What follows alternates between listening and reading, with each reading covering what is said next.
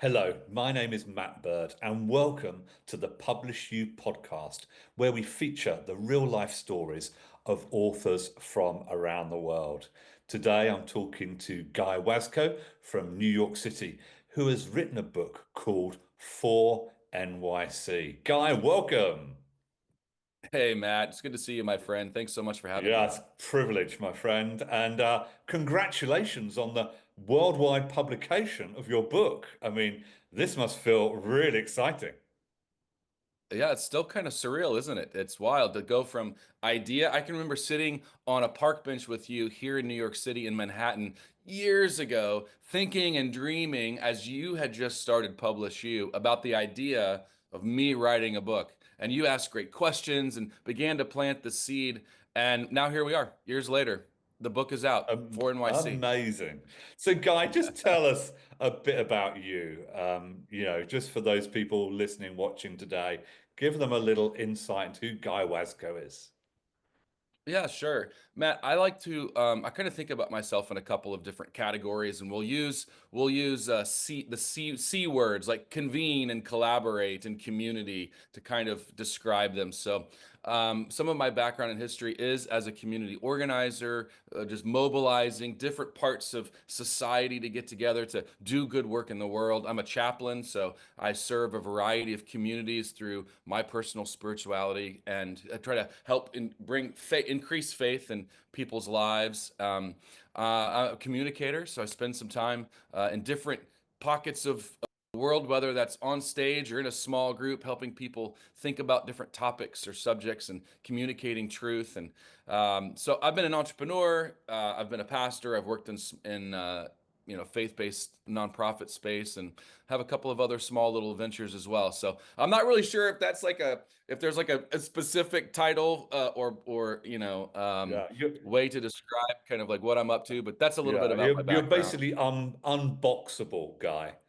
And I would take that as an absolute compliment. You are I, I unboxable. I do from you. Yeah, I do from you. Thank you.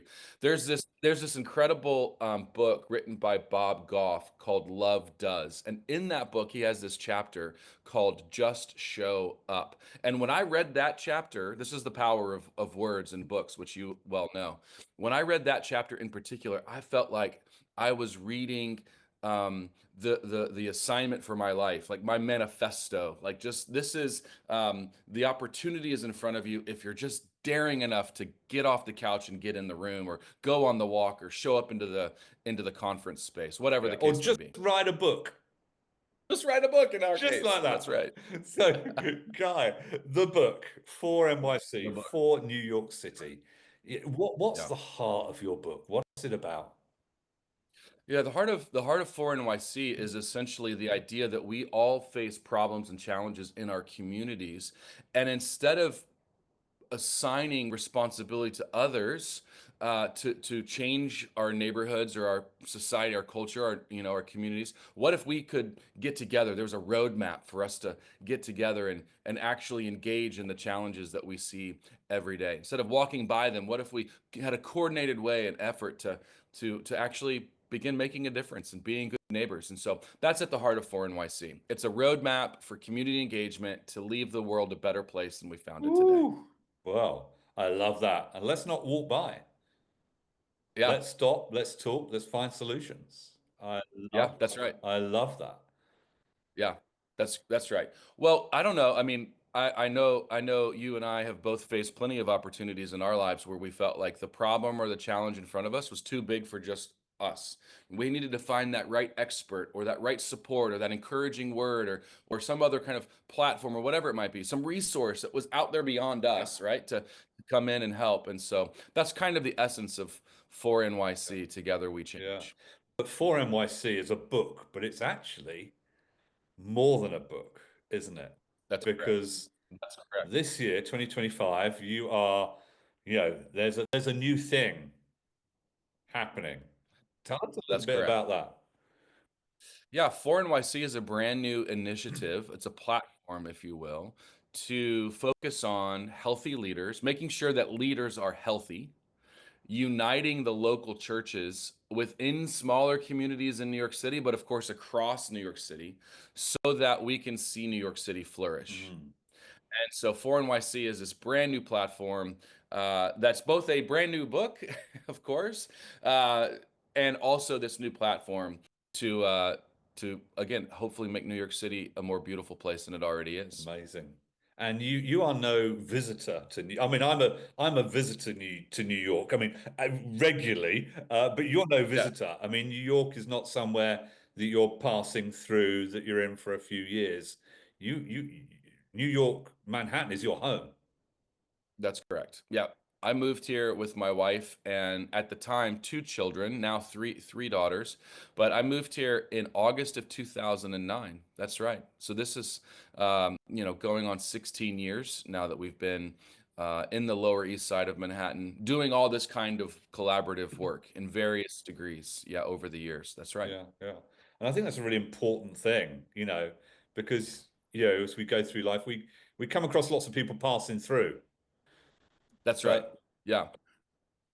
So before our life in New York, who would have thought? No, I wasn't raised here, I wasn't born here, but the urgency and the conviction that we had that we were supposed to move to the East Village and do good work, invest in the community, and bring good news to our neighbors. That was all something that was very there.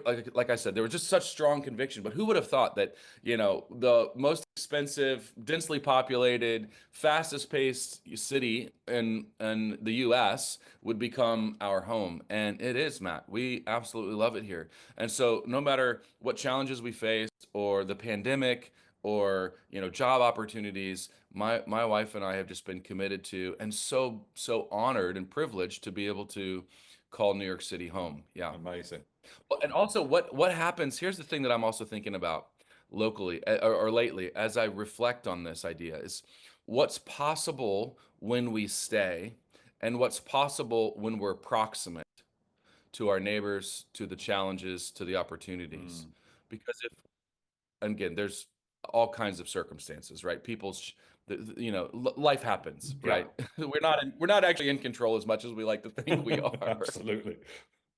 But when we have the opportunity to stay, it's like compounding interest, right? Yeah. You put a couple of dollars in the bank account, and in 1 year, that interest is there. But over time, the interest on the interest on the interest really begins to snowball. Mm, I think of staying and place in the same kind of way. yeah. That's really powerful, really powerful. So Yeah, for NYC is not just a book and a platform, it's about people who stay, it is about people who stay. who Yeah, don't pass yeah, that's by, right. whose lives Yep, are invested in a community, and that that's compound impact. Let's forget compound interest. This is compound impact that you can that's right. have in a place. That's right. I think that's really Yeah. significant. Yeah, for sure. You have to be present in people's lives and in the challenges of your community if you think you want to if you want to make a difference, if you want to be a part of the solution, right? Because it's easy to just complain. Oh, I guess another option could be to ignore it, put the blinders on and, pretend like it's not there.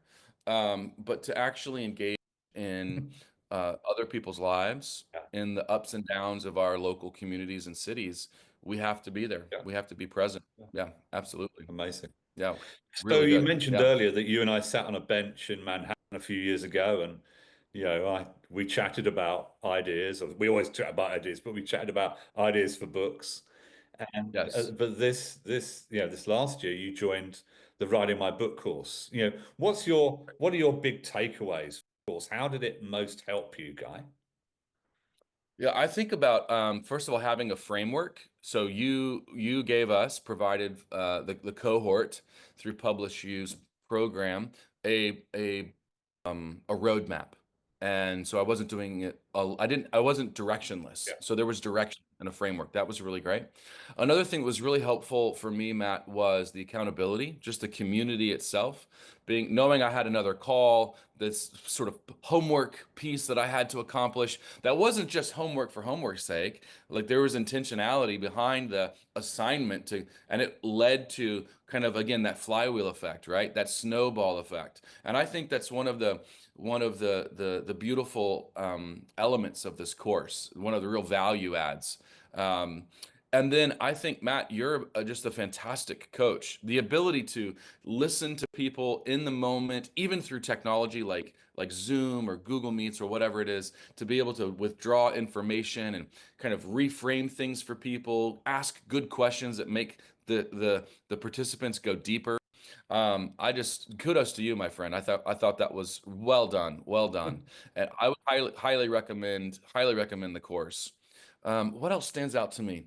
I think those are the Yeah. highlights to me. I think. Yeah, Yeah, that's yeah. great. That's good. Fantastic. Did I pass? Pass. Right answer.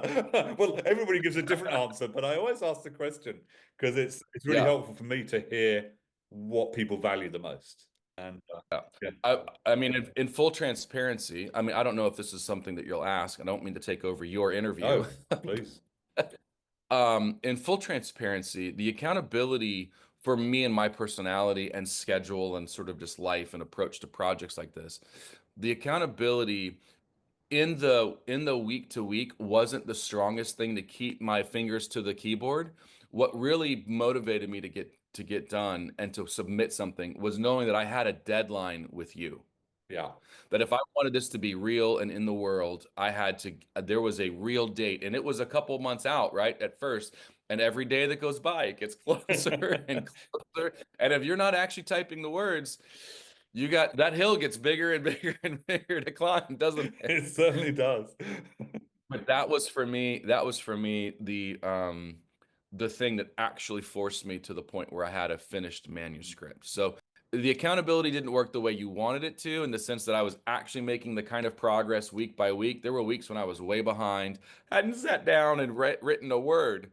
Um, but that was also in the long run super helpful for me. And Mm. as we all know, we got a book out of it. Absolutely, and a great book. So Guy, looking at the book now, I mean, what's your highest hope of what the book achieves in the world? Well, because I wrote this book specifically for a New York City audience, my highest hope and vision, first and foremost, is that leaders, community organizers, regular moms and dads, and business people from across the city will find this book and begin to realize that they have more power and agency Ooh, and to make change, yeah. to make a difference, that they would get involved. And whether it's community gardening or literacy or anti-human trafficking or affordable housing, whatever the issue is, how small or big, my hope is that people will read this and like I had a roadmap in your publishing Yeah. course. People throughout New York City and beyond, of course, but primarily New York City, will have a roadmap for community engagement. Wow. Wow. So whether anybody ever reads this book beyond New York City is secondary.